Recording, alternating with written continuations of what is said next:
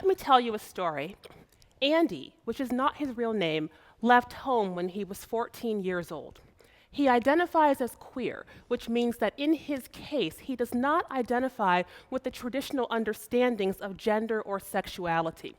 The home in which he was raised, however, was not a nurturing setting for a child whose identity was constructed in these ways. He was also physically and sexually abused in this home. The environment was so oppressive that he could not come out of the closet, and at one point he attempted to commit suicide. He knew that if he did not leave, he would try again, so he did.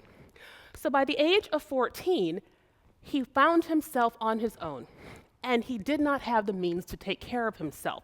So he began trading sex for food, for shelter, and for transportation. He did not reach out to social service providers because he feared quite reasonably that they would either send him to foster care or they would send him back to his parents. So Andy took care of himself in the best way that he knew how. And by the age of 17, he was in New York City living on the streets with legions of other homeless youths. Andy's story is not unusual, and it highlights a question that many people have raised in the wake of the Supreme Court decision legalizing same-sex marriage. After spending more than 2 decades focused on gaining relationship recognition rights, what will the movement for LGBTQ equality focus on next? Many options have presented themselves, but one of the most pressing issues is the problem of teen homelessness and its particular impact on the LGBTQ community. So, youth homelessness, defined as homelessness affecting anyone under the age of 25. What does it look like, especially for LGBTQ kids? In the 2 most recent studies conducted by the Department of Housing and Urban Development, they reported the following information to Congress. Over 190,000 youth and children were homeless on any given night in 2013. In 2013, over 500,000 youth experienced a homelessness episode that lasted for longer than 1 week. Unaccompanied homeless children and youth, in other words, those who are not with their families, accounted for approximately 8% of the overall population of homeless youths. And within that group itself, 86% of them were between the ages of 18 and 24. So of course that means that 14% of this group were under the age of 18. Now, among this group of unaccompanied homeless youth, studies vary, but most suggest that between 20 and 40% of them are LGBTQ, and most of the studies have settled on a number that is closer to 40%.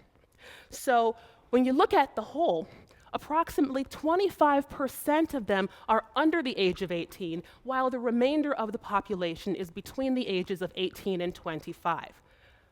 What's accounting for the extraordinarily large size of the homeless population among LGBTQ children and youth? Now, there are multiple reasons why they leave home. Physical abuse, substance abuse, mental health issues.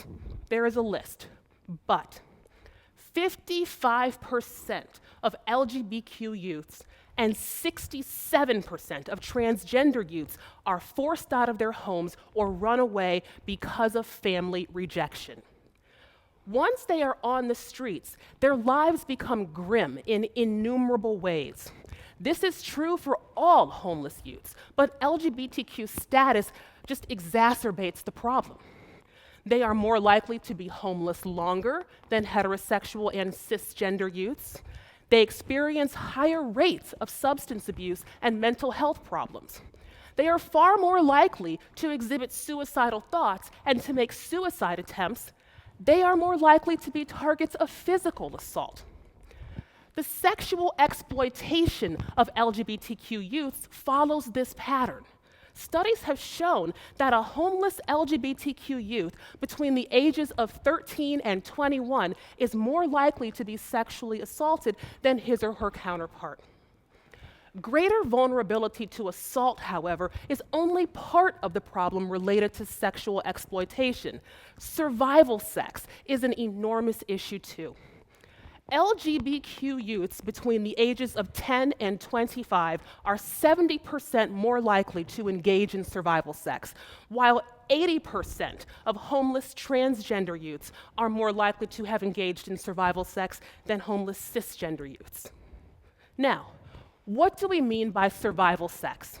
In principle, survival sex is part of the wider commercial sex trade.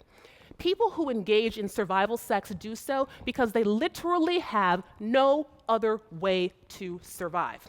So they exchange sex for money, they exchange sex for shelter, they exchange it for food, clothing, or any other good, which is a necessity of life. Due to discrimination, which is more likely to occur when the youth in question is LGBTQ, limited education, limited skills, the substance abuse issues that often flow from the consistent experience of trauma, and more, these youths are unlikely to find steady employment or regular shelter. Therefore, sex becomes not only a viable form of trade, it becomes an ethical one too. As some youths have reported, trading sex is more honest than stealing from other homeless people on the street. The first major study of survival sex was released this year, and it focused on youths in New York City, which contains one of the largest communities of homeless children and youth in the country, especially those who are LGBTQ. The study made some key findings. Over 50% of those engaged in survival sex were male, over 40% were female, and the remainder were transgender. It also found that the average age of entry into the practice was 16 to 17, though there was some evidence of individuals who entered it as young as 11. Most started engaging in survival sex through the encouragement of their peers or when they were approached by a potential customer. Many of these youths are arrested and charged with prostitution or related offenses, and the arrests often stem from or are perceived as stemming from discriminatory policing. Finally, insofar as preference is concerned, most of these kids want to stop. So, how can policymakers respond to the problems presented by the survival sex phenomenon? The answer to this question is closely related to the ways in which lawmakers and law enforcement officials have been reconceiving what was previously thought of as child prostitution. Two enormously important forms of legal protection currently assist minors who find themselves being prostituted. One is a federal statute called the Trafficking Victims Protection Act, and second are state-level safe harbor laws that exist across the country. Both treat minors who have been prostituted as trafficking victims instead of as criminals. Minors receive immunity from prosecution, they are provided with access to social services, and it is the pimps and the johns upon whom law enforcement's focus is directed. Even though the particular legal rules vary across jurisdictions, the underlying principle at stake is the notion that these children have no capacity to consent. Therefore, when they function within the commercial sex market, they are being trafficked. These statutes, however, do not neatly capture survival sex. In many jurisdictions, force, fraud, and coercion are key aspects of determining whether or not a minor has been trafficked. And though it is sometimes possible to do so, the statutes have not been interpreted by courts in ways that would capture the exploitation that also occurs with survival sex. This is a problem. These individuals are young, they are desperate, they are intensely vulnerable, and by and large, they don't want this life. Still, their options are so limited that they embark on the survival sex path. So how can we address this? I think that one productive avenue for addressing the problem lies in the safe harbor laws that currently protect victims of trafficking. Insofar as minors are concerned, I think there are three easy solutions that policymakers can implement, and they flow directly from the trafficking concept itself. First, assuming that it is a legal adult who has manipulated the minor into having sex or who has accepted it when offered, prosecution efforts should be entirely focused on them. based on their sexual exploitation of a minor. Second, the victims who engage in survival sex can be deemed immune from prosecution for the same reason that trafficking victims are not prosecuted for prostitution, because of the lack of meaningful consent. And finally, they would receive access to food, shelter, healthcare, counseling, and other services, just as trafficking victims do. Now, the issue is trickier when we are talking about youths. And when I talk about youths, I mean those who are 18 years old and older. Since they are legally adults, they would not receive the same benefit of protection under the safe harbor statutes. This is the legislative change that I would propose. Youths between the ages of 18 and 21 should receive a rebuttable presumption that their commercial sexual activity was devoid of consent. Not immediate immunity, but a rebuttable presumption. There is a legal difference. A rule of this sort would allow the youth to deny that he or she offered meaningful consent or offered meaningful agreement when contracting for the sexual exchange. This matters because the lack of consent negates the propriety of imposing criminal liability on that person. On the other hand, it would impose on the prosecution the burden of overcoming the presumption by forcing them to show that the agreement really was the product of a free will. This presumption would apply when youths are arrested for prostitution or for prostitution-related offenses. Much like the trafficking prohibitions, this approach would recognize that there are practical, legal, and moral aspects of consent which are deeply relevant here. By taking this approach also, we recognize that young so-called adults need and would benefit from the same model of counseling that we apply to trafficked minors when they receive access to food, shelter, healthcare, counseling, and other services.